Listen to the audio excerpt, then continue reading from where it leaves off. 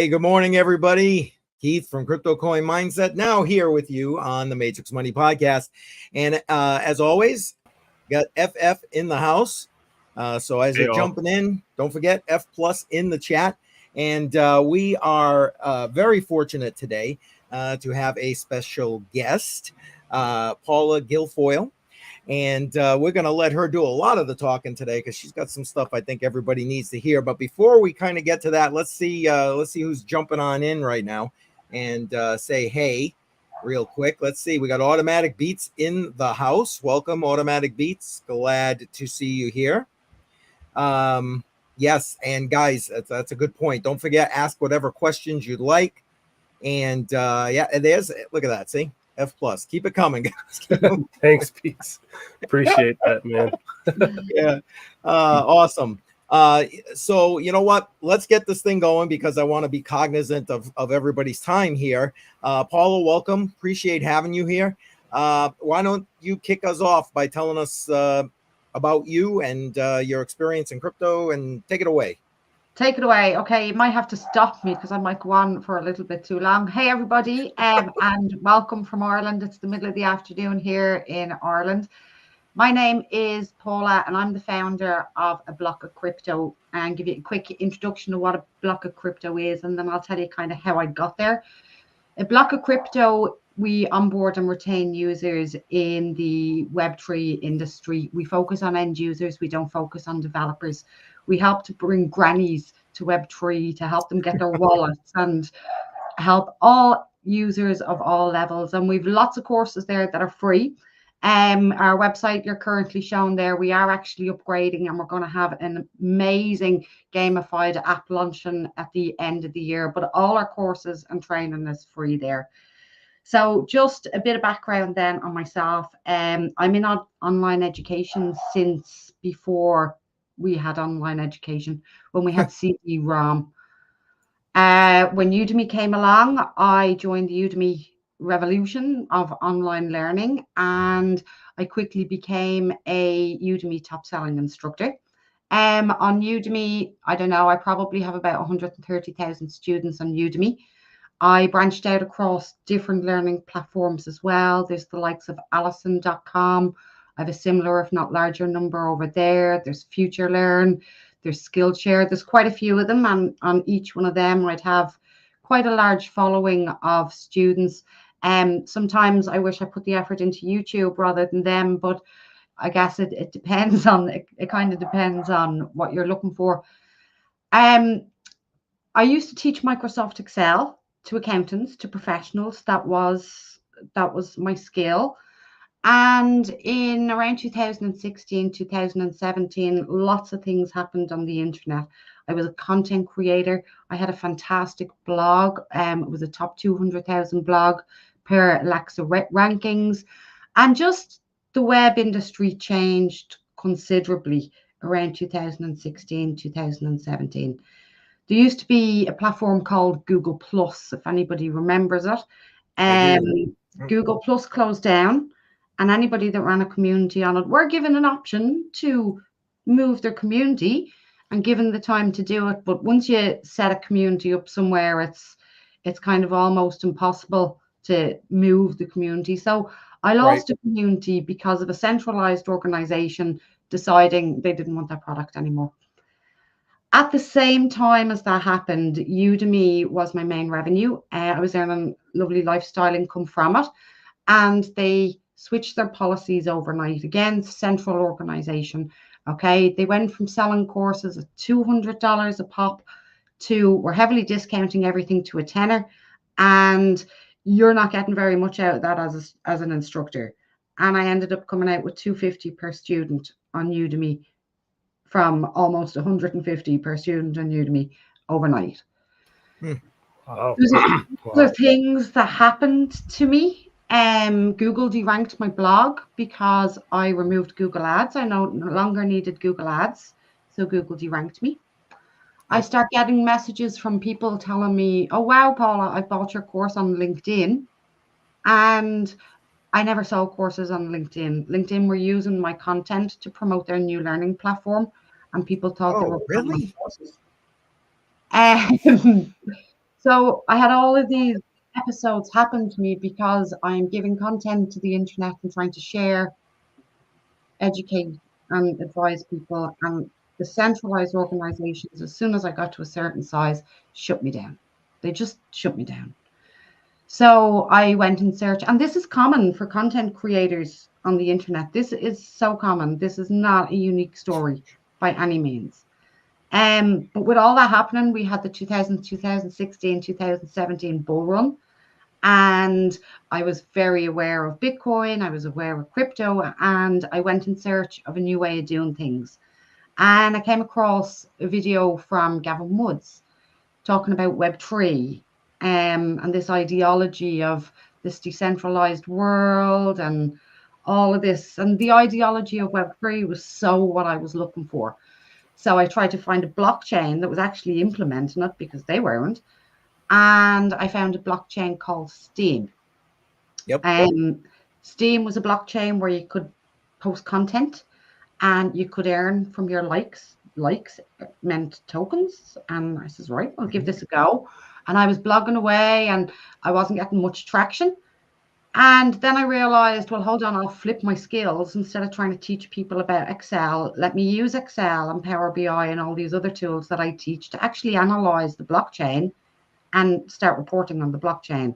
So I totally pivoted what I was blogging about, and I started blogging about the blockchain. And from that, because I was analyzing the data, I started understanding blockchain. Grew in popularity, set up a witness node. It was delegated proof of stake. Set up a witness node. That was all going really, really well. It was the only crypto I was involved in. Huge community. And then Justin Sun came in and bought Steam Inc. Yep. Bought stake that was never meant to be used for voting and voted out of all the community voted in witnesses.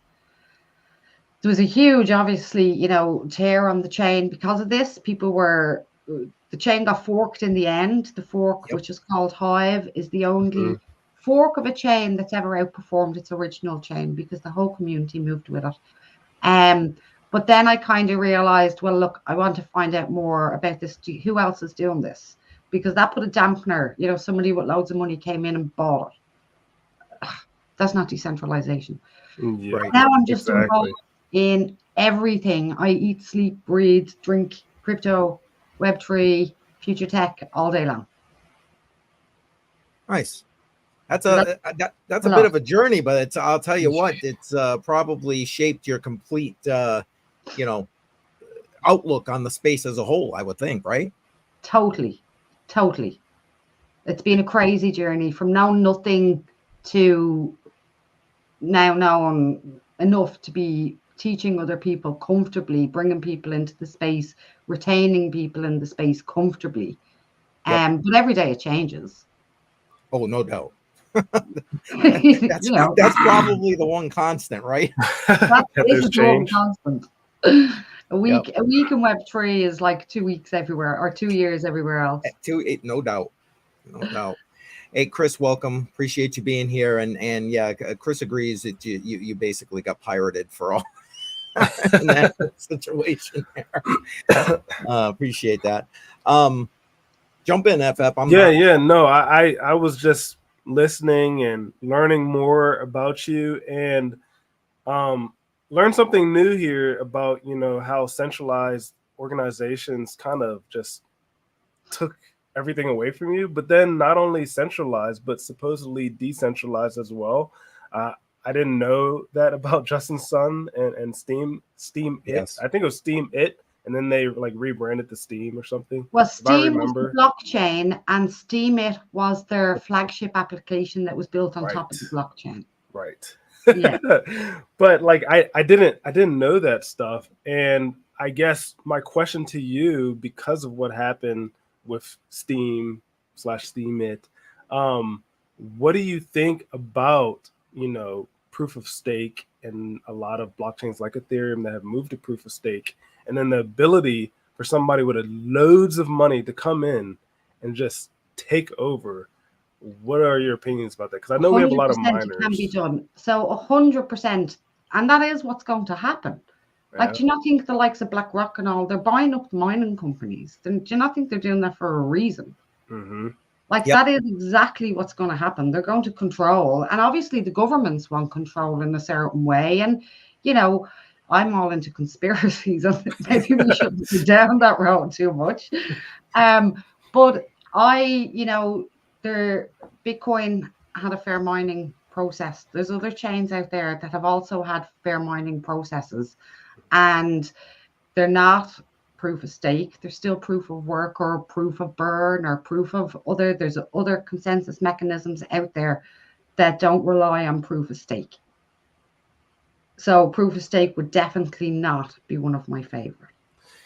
Yeah, based off of your experience, I can see that. EOS tried it as well, and they were having 21 validators. And, you know, I don't think anybody after EOS even tried to implement something like that then, because that was such a flop. Yeah, I definitely fear for Ethereum now. I fear for other, chains that have switched over to POS or that are using delegated POS. But and then you even mentioned like buying up mining farms, like the BlackRocks and the big wigs. That also scares me as well. And I think we as a community have sort of shifted to praising these big institutions for getting into crypto without, fully realizing the implications of that. Yeah. So I just wanted to mention that and just ask the question because it was what was going through my mind. Yeah, I mean, for the financial institutions, I think, they see Ethereum as free money. Mm-hmm. We've got staking rewards. And as soon as the governments really kind of cop onto this, that, well, if we use this platform, we're actually earning money. It's not going to be, Ethereum is never going to be a people's platform. Right. Yep. Well, in the U.S., when the first ETF applications got put in, ARC pulled theirs out once they realized the SEC wasn't going to let them earn staking rewards. Yeah. So there's an example exactly of what you're saying. Yeah. It's one of in the new regulations here in Europe for MiCA, under the stablecoin regulations in MiCA, is that if you're applying for regulation of your particular stablecoin, it can't be able to earn a yield. Huh. Interesting. Wow. Interesting. Wow. Flies in the complete face of DeFi, if you ask me, but what do I know? Totally. Staking will soon be declared as security here. It probably will. Yeah, you're not wrong, Chris. I agree with you. I agree. Well, do you want to expound on that? Your thoughts with regard to where that's going, the future of that? I mean, feel free. I mean, you're in great company here. I'm all about the conspiracy theory. There's lots of other new chains coming up, okay? And there's chains that are unheard of because they're unfunded. They don't have VCs behind them, okay? Now, I mentioned Hive there, and as I said, it's the best performing fork of any blockchain that's been forked because of the power of community, and the whole community went with it. Totally unfunded. There's no VCs involved in Hive. Now, it's not a top 100 token, but in 2017, Steam was a top 3 token. Yes. Oh, how times have changed. But they don't get the visibility because they're not. And when these bigger powers come in, they're going to make sure these smaller chains don't get the visibility. They're going to totally make sure of it. Hive is a brilliant example of a really, really good blockchain. But unfortunately, with liquidity being so low, you do have people like Justin Sun being able to come in and just buy it. Yep. Yeah. We got Backward Miner in the house, and he's asking a question here. Maybe you want to jump in and put your 2 cents about that. He's asking in the nodes, like the node projects that if Jar were here, he'd be talking about a little bit. But. Yeah. I don't know too much about node programs, to be honest with you. So I don't. And I wouldn't mind learning more. So I could probably jump in here. I think this would be a little bit more different because there's really no vote here. I think the point of having tokens to run a node is really just to help stabilize the market itself. I think a lot of these projects that require you to purchase coin and then basically hold that coin in order to run a node are really just trying to help stabilize the price of the project. Because you don't need, like, for example, with Bitcoin, you can run a node, you can run a full node without having one Bitcoin, right? So it's just something I think that these projects have sort of latched on to try to make sure that their price doesn't fall to the ground. So then you buy some coin, you have it in order to run this node, but I don't think it's anything like actual like proof of stake. And that's just, based off of my experience. And of course, anybody in the chat can disagree with that, but I think they're like two totally different things. So I wouldn't relate those like those the things. idea of cryptocurrency in the first place, was that not to reward miners, to give miners an incentive to be a good player in the ecosystem? Is that not what Bitcoin, that was why Bitcoin was released the way it was released? Right. Yes, so it was to be a peer-to-peer payment system, but to distribute the token then. So it's really only a byproduct of blockchain. That's all crypto is. Yeah. No, you're right. I mean, or at least the current iteration of the blockchains the way they are, right? That's it. That's it. Iteration. There's a very interesting blockchain out there that has a free-to-use model. It's called Koinos. It's another one again that doesn't have any VCs. There was fair mining at the start when they were building the fair launch, but again, no funding. And it's trying to help them break the barriers against the Ethereums and that all have this VC backing that's going to go. And then all these ETFs going in. We have ETF applications for Solana now. Yeah. Do you know, then it's us as a community that want decentralization that now have to go back out. And, I think it's one of the reasons why memes on Bitcoin, the BRC20 tokens, the SRC20 tokens, inscriptions, runes, all that stuff that really had a great run in the last year. Yes. Because they all had fair release. They all had fair mining, and it was back to the original principle of how Bitcoin was released. Right. Yeah, totally. And you mentioned Sol there as well, and I don't think a lot of the chat knows your experience with Sol. So I was wondering if you could touch on that, because we do have some Sol fans. I am a big Sol holder as well. Okay, just disclosure, no financial advice, blah blah blah. Yeah. Wait, let me help you with that. There we go. Not financial advice. Not There you financial advice. The usual stuff. So I've had the pleasure of working with the Solana Foundation. I spent a long time advocating to the blockchains that, brilliant stuff. You're educating developers. There's developers coming out of our ears. It's brilliant. Do you know what they're able to do? Copy paste a project from one blockchain to another. Okay, and bring no innovation. What we need is end users.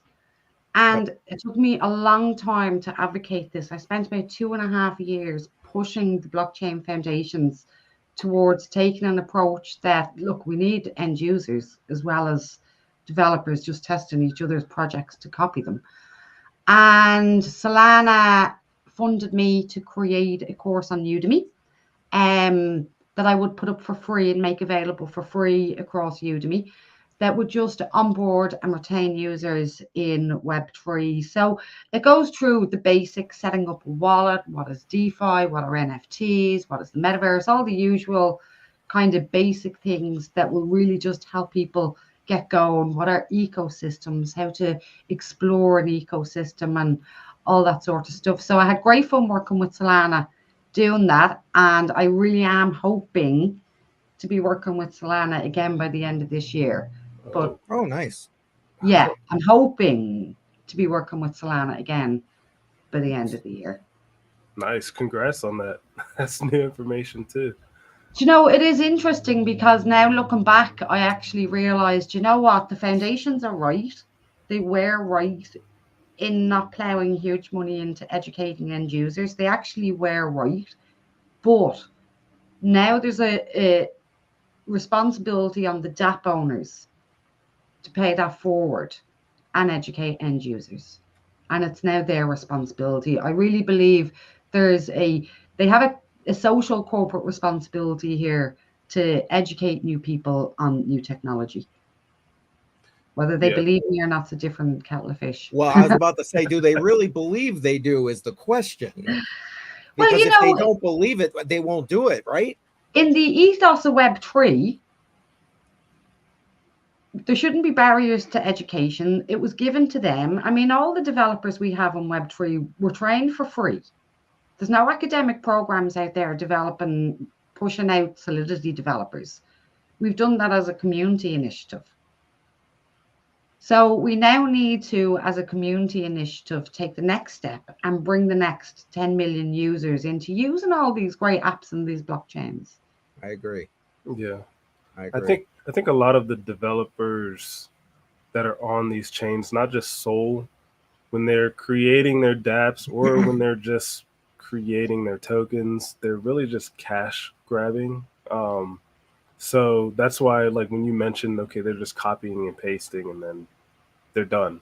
I feel like there is a little obligation for them to not just cash grab, because of course they want to get paid for the work that they did or the work that they copied, but to also educate new users who, in my opinion, aren't institutional users, but are actually people who are interested in the chain, interested in the technology, interested in propelling it forward. So there is loads of people interested. Yeah. If there wasn't that many people interested, like there's so many ambassador programs out there, and trying to get on them is hard because there's so many people that want to spread the word. Yeah. So there is lots of people that want to onboard more people. There is now. Even the meetup groups. So I run meetup groups, and we run them online. They're open to everybody. You can find them on meetups.com.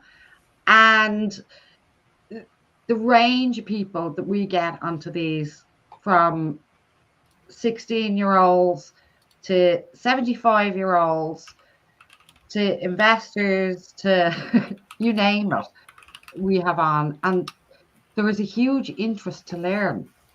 And they're coming to these communities to find out. That's where people are going to learn, is the same as where the developers went, communities. Yeah. Can if you don't mind, because I love the fact that that's what prompted me to start what I do, was to try, and now I want to share what I've learned, because I don't know, it wasn't easy for me to absorb it all. But how do you see that going forward with getting people, just the average person, not only to learn, but to share it? Do you know, I think most people, when they start learning, they want to share it. And, the first piece of advice I'll give to somebody about sharing is never tell anybody what cryptocurrency to buy. Okay? Just don't do that. Bring them in, teach them, show them around. Never tell them, because no matter what happens, you're going to be blamed. When it goes wrong and they don't get out in time, you will be blamed. So first thing is never to tell anybody what tokens to buy. It's good advice. It's good advice. Yeah. But after that, because, do you remember the first time you tried to use a bridge? Yeah, I do. Yeah. Remember how scary it was? I think one of the first bridges was from Ethereum to Polygon. And you were waiting about 40 minutes for this to happen. Yep. So we progressed since then. We've really, really progressed since then. We're still progressing. So anything we're teaching anybody now, we're not going to be teaching them the same thing in a year's time. It's true. We have social wallets coming on. We have account abstraction coming on. We didn't have all of that in the last bull run. in this bull run, you're going to have people signing up for wallets with their Google account and their email addresses. They're not going to be downloading seed phrases and this, that, and the other. That's all going to be hidden in the background. Right. We're going to have feeless systems.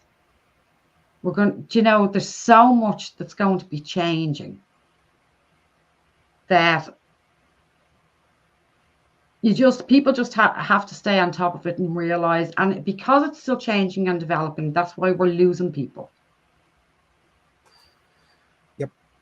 Possible. Possibly. Yep. No, yeah. Yeah. It's like, what? You don't do it that way anymore? What you do? Yeah, it can be kind of hard to keep up. Oh, what? Like, do you know, I remember the first time I used Solana, and I was just like, whoa, that's fast. Like now, if something isn't that fast, I'm like, oh my God. Yeah, what's going on? Yeah. I'm going to throw a Caspa plug in here, but that's how I feel about Caspa. Because it's so fast. Yeah, Caspa fast. Deadly. Yeah, I like fast. Yeah. So does everybody, really, though, right? Yeah. I mean, we had a couple more people jump in just to put it out there. 100 Air, welcome. Always love when you're here. Yes, I know you're driving. This man, he tunes in even though he's actually working as we speak here. So yeah, thank you. Yeah, we Nice appreciate that. Cedric, welcome. Appreciate you. What did Chris just say? I remember sending ETH. Oh, I feel your pain. I've made all of them mistakes. Yeah. We've all made all of them mistakes. And that's why we lose people. It's not easy. Yeah, it's really not. I literally had a discussion with somebody who's trying to get into crypto mining, and he reaches out to me because he knows that I have a channel. He knows I've been in the space, and he asked me, I'm going to buy a KS0 Ultra today, and I'm wondering what cryptocurrency should I use? Should I use USDT to pay for it? And I said, I don't think so.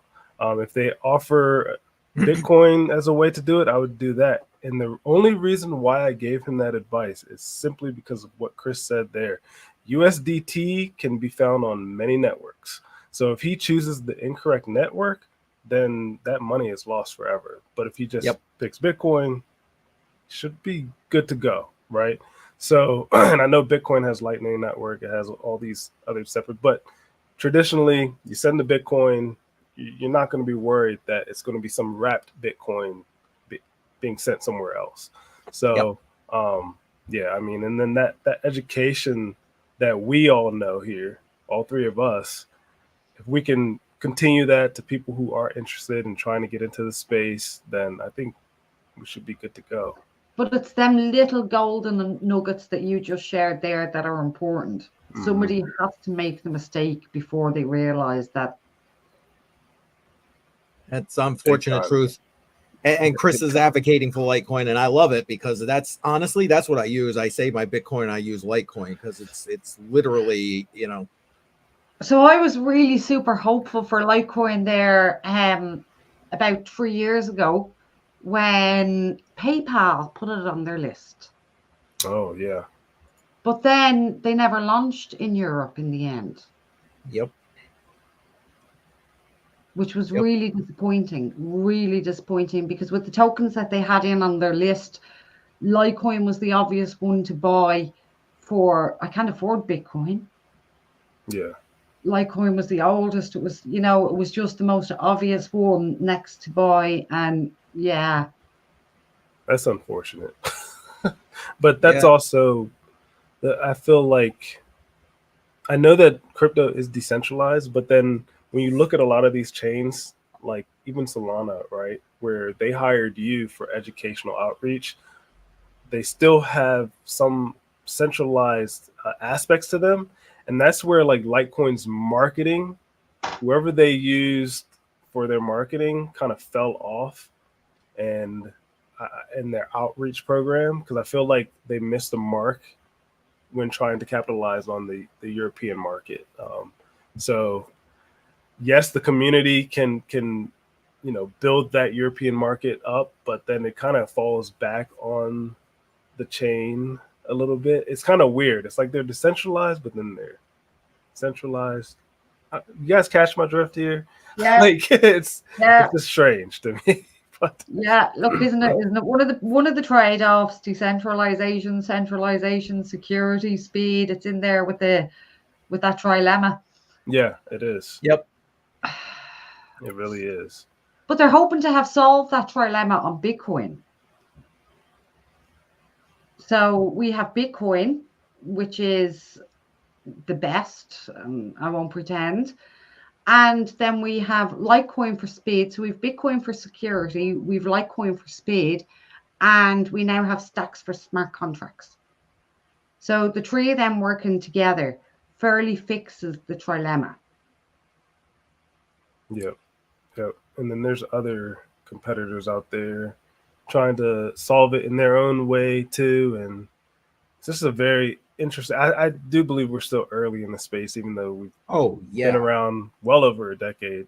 But we are still early. But the discussion of blockchain and blockchain adoption, we've actually gone beyond. We've gone well beyond. Blockchain is used everywhere now by companies and organizations. And look, I know blockchain wasn't made to be private blockchains and consortium blockchains, and I'm sure Satoshi will be fairly peeved off that lots of it has gone that way. Yeah. But everybody's using blockchain. Right. Yeah. So it's more Web3 adoption, keeping things, well, the ideology of Web3, because I don't know, by the time we get to Web3, we'd be really in Web20. The ideology of this decentralized world, and send people like me, small people out there making a living on the internet, creators, we've got screwed by Web2. We've got screwed left, right, and center is the only way to put it. Yeah. And we need a new way of doing things. It's a total paradigm shift. And you're not going to shift people's mind frame. That's generational shift. That's not people going to shift. Like they say that, what is it, 12 to 15 years or something for technology to be taken on. But for technology adoption, but for mind frame changes, you're talking generations. Yeah. Right. Yep. Right. I agree. 100%. And that's what it is. 100% agree. Not to move from this topic, but to move from this topic and pivot. I kind of want to talk more so while we have you on a little bit more about like what you're doing currently. Yeah. Just because I don't think we've touched on that yet, because you are working for another chain. So if you want, you can discuss what you're doing with that chain. I'm doing a few. Was this VeChain? Yeah, this is VeChain. I'm alluding to, yes. Yeah, I wasn't too sure.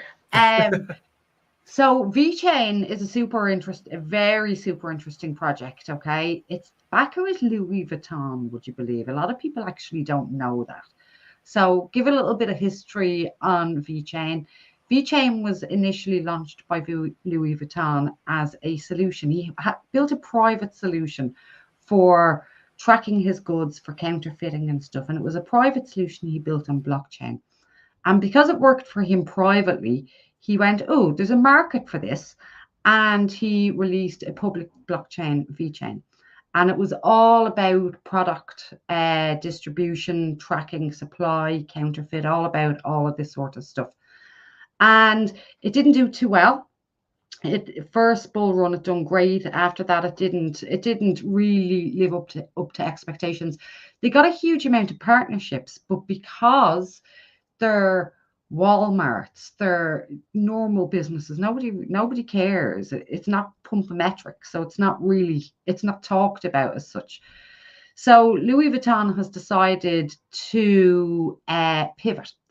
And he's launching an app on top of VeChain, and it's called VBetter DAO. It's actually already live, and if you go on it, they're not live on mainnet, they're live on beta, and anything that you do on their beta, your tokens will carry forward onto mainnet. Onto the mainnet.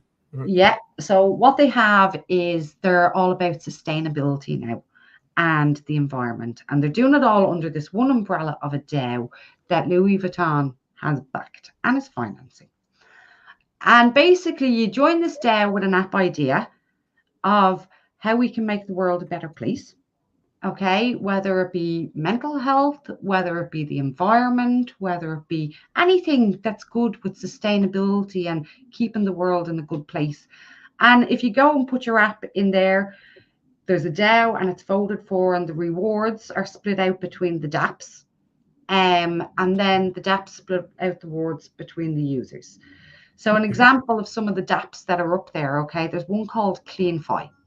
And if you go out and you see a dirty area in your estate or your road, you take a picture of it, you clean it up, you take another picture, you share it on their platform, and they reward you with better tokens.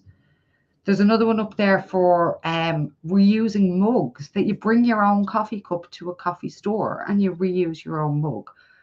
So there's lots of things going on over there, and they're all being funded. The DAO has been funded already by VeChain, and they're hoping to become the X to earn platform is what they're calling, is what they're pushing themselves towards now. So it'll be X to earn with all the different apps. So anybody with a DApp idea, anybody that wants to do something sustainable for the world can go in there with a DApp idea, get funded, get it working, and yeah, help save the world. Wow. Nice. Sounds innovative. I like it.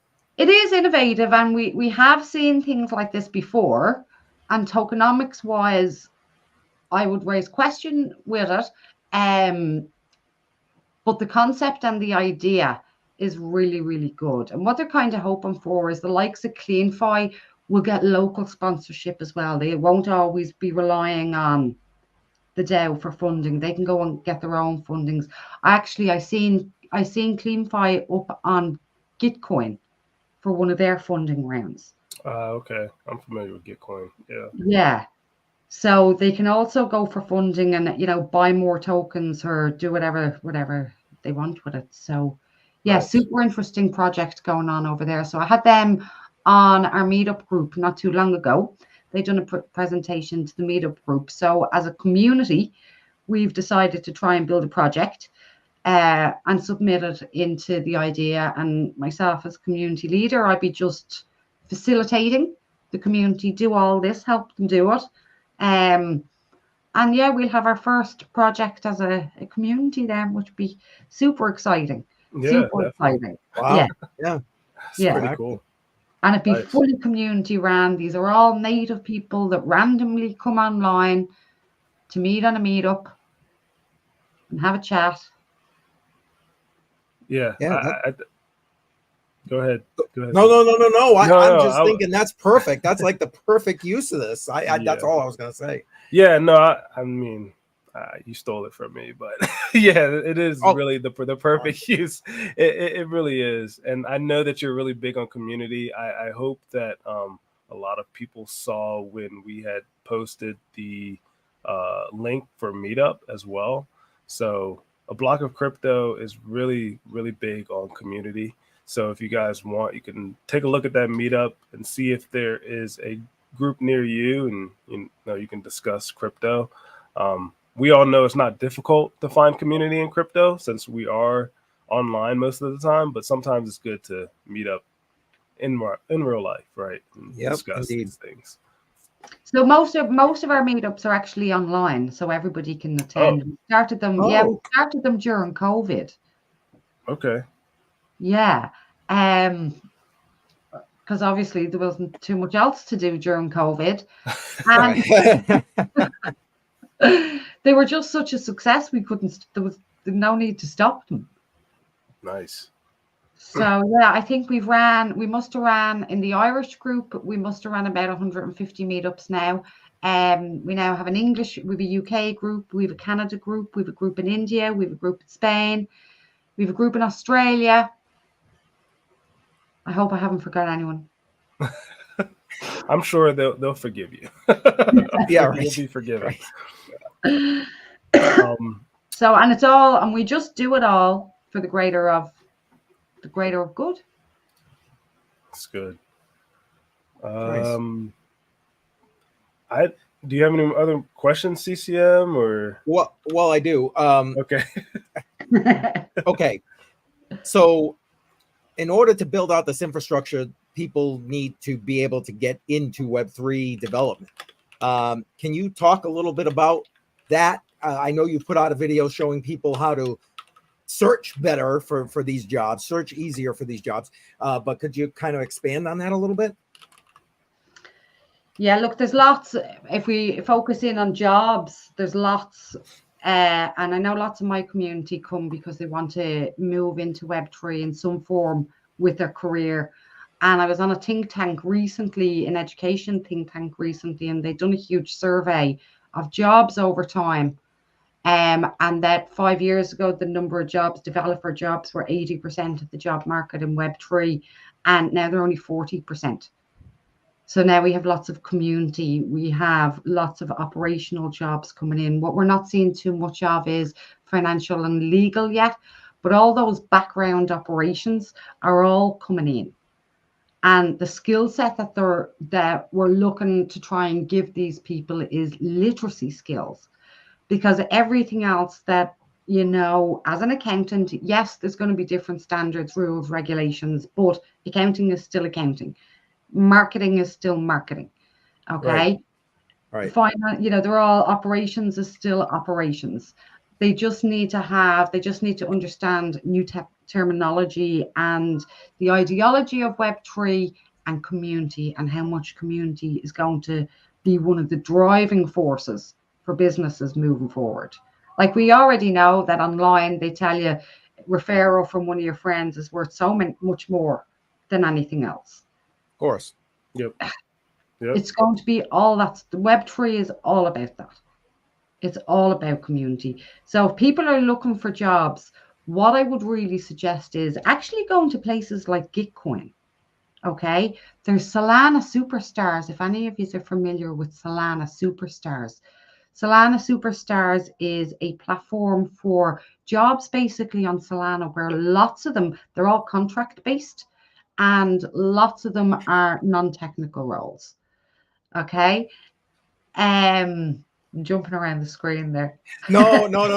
We were having some technical difficulties in the background here, but that's my fault. Continue. Don't worry about me. So yeah, start with communities. No matter what your skill level is, go into a community, join the Discord, join the Telegram, and be actively involved. Now, Right. actively involved doesn't mean saying when, moon, and GM. Oh, I hate that, but yes, I get you. Yeah. Actively involved means, hey, everybody, here's my skill set. How can I help you? What can I do for you? Yep. Somebody asks a question, jump in and try and help them. Reach out to the mods, tell them, here's my skill set. Is there anything going? Look for positions as ambassadors. Ambassadors are paying well. They may be in tokens, but quite often they can pay very, very well. So if you're new, try and get an ambassador role, because it'll get you the whole everything. You'll learn quite a lot as an ambassador as well. So for those looking for jobs, I'd give that sort of advice as well. But it's community led. It's very much community led. They're not looking for degrees and diplomas in Web3. There are no degrees and diplomas in Web3. Yep. That's interesting. I didn't think ambassadors got paid, and maybe it like depends on the project. Lots of them do, yeah. Okay. Lots of them do. They just don't advertise that they do. Okay, yeah. And they would have other types of programs, like they'd have host meetup programs. Just do a local meetup in your area, like Solana Superstars. They'll pay you just to host a meetup in your area and do a once-off one. So you don't have to become a full-time ambassador. There's lots of programs like that are available for people just to get involved in, that aren't technical, that aren't able to set up mining rigs, that don't want to trade. There's plenty of other options. Yeah, that was the reason why I was jumping around, because when you said Gitcoin, I had accidentally pressed the back button and then it kicked me out. And I was going to go on Gitcoin and like see, like, I guess who I could reach out to. But after this is over, I'm going to apply for some ambassador programs.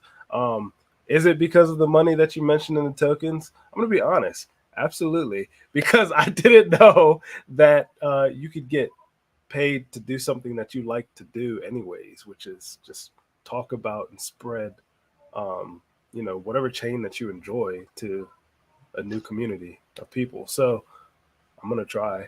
We'll see what happens. But do try. Do try. It's worth it. It's worth it. There's a new one. If anybody's interested in no code, there's actually a new one. It's called No Code Clarity. Okay. It's a platform for obviously building with no code, but it's on the Stacks blockchain. It does smart contracts. It does backend.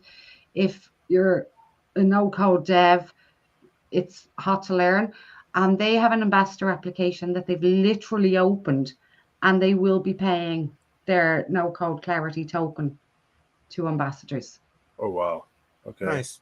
So they've just released their token. They're a brand new release. They haven't, they're upcoming. Is Solana stupid? No. Oh, maybe. Is Solana Superstars only UAE? It very much may be. I know they're UK based. Okay. And that could just be because of the uncertainty around U.S. regulations. Yeah, U.S. regulations, and exactly. And that would make sense to me if it is only UAE or not to mention VPNs. Oh yes. Yeah, well, there's that. There's that, and then also if there's any sort of verification required as well. I mean, you guys, there's dual citizenship. You can also, I know there's ways where you can sort of get like a pseudo address in different countries as well. I won't go into those sort of details here because I don't know if they're the most legal things, but you can reach out to me offline if you're interested in sort of those dark net ways. I'm sure you could reach out to Sam Bankman-Fried as well. Yeah. Because there's nothing else to do in jail, and he'll advise you exactly. Yeah. Actually, I bet you he'd answer. Probably. I'm going to try that just for the laugh. Well, Chris is saying he's going to try and get it here, and he appreciates your, cough. That's funny. Oh, nice. And he has family in Ireland. There you go. Daddy. There you go. That's some info. Nice. Sadly. Nice. Well, I don't know. Do we want to slowly start to wrap this thing a little bit? Yeah, we can slowly start to wrap it up.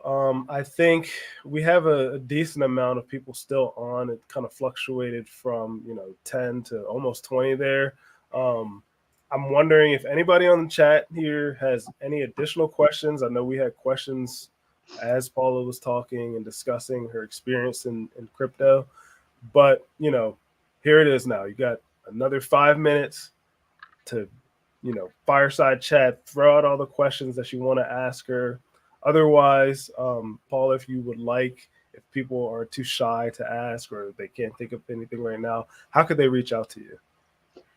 Feel free to drop by the website, ablockofcrypto.com. You'll find links to all of the meetups on the website. All of the free courses are on the website as well. And drop into one of the meetups. I'm on them all. I host them all. Well, I don't host them all, but I'm on them all. Just drop in and say hi. It's a really welcoming community. No expectations from anybody except for to be nice. And just come on by and say hi. Awesome. That's awesome. Yeah, appreciate that. Yeah, I think that's, correct me if I'm wrong, but I think that's a little bit of the hesitation with people joining these meetups, is they're worried about what the response is going to be once they're in there. Maybe they don't know a lot about crypto and do I really want to sit in on this? What would you say to people in that situation? Yeah, look, don't worry. So it depends on how many people we have on the night, but sometimes we do breakout rooms so everybody gets a chance to talk, and everybody gets to meet each people. I mean, some people only come on the nights that we have presenters because they just want to see particular talks. Some people want to come on because they actually have a question. They'd like to see somebody show them how to use a bridge. Where can I go to see this? Just them sort of things. So you can keep an eye on our meetups page and you'll see what's coming up. If they're general chats, they're open for everybody's questions. And like I said, we've got people that know nothing to people that know everything. So somebody will be able to help you, no matter how silly you might think the question is. We've all made those mistakes. Don't make them. Come and ask. Well, I was just going to say, my experience in a few of these has been everybody's very friendly. Yeah, 100%. Yeah. 100%. We have a lovely community. Good. Very good. It looks like we have a question from Chris. How do other countries look at the U.S. in regards to crypto, if we are leading or failing? That's a really good question. And it's actually leading and failing. Okay. Fair enough. Leading in terms of volume, but it's not leading in terms of numbers. So if you were to look at how many people are using the different applications, you'll find the user numbers in different areas are much higher than they are in the States. The high volume is coming from the States. This is why the States are able to impact the price movement so much. Look, regulations are coming. Yeah. It is a bit of a sham in the States when we look at the SEC and all, and we're like, are you for real? Right. And we do have a few people from that side of the waters that come in on the meetups, and we do have some good fun asking, like, why, why, and comparing stories of the different regulations around the world and why. But unfortunately, the whole crypto has to look to America because they're just so big and such a big powerhouse, and that's where the volume is coming from. Yep. I would agree with that. Yeah, 100%. If we want liquidity, that's where it's coming from. Yeah. Right. That looks like I'm just looking. I don't see any other questions in the chat. I don't know. Paula, wrap us up. What do you? Well, you don't have to wrap us up, but any last thoughts you want to? No, look, thank you both very much for having me on. And look, I'm saying this to everybody, not just to both of you. If you ever have anything, just come and ask. You'll find me online. Like I said, you'll find me over on the website. You'll find me on the meetup group. Come and ask. Don't be afraid. And don't be afraid to try things. There's test nets. Yep. Try test nets. It's good advice, actually. That's great advice. Yes, yeah. Exactly. You're not gonna be breaking nothing. But exactly. So we got a lot of people coming in. Thank you. Appreciating the stream. I'm trying to get back into clicking these, but it's going so fast I can't keep up. So appreciate everybody. That was great. Excellent. Good. I hope some people found value in it. I think so. There was a lot of valuable information here, and if they go do some research, they'll find a lot more. Exactly. Don't let the central organizations control us for much longer. Please, no. Yeah, right. Right, exactly. Not FF, you want to go buy Ethereum?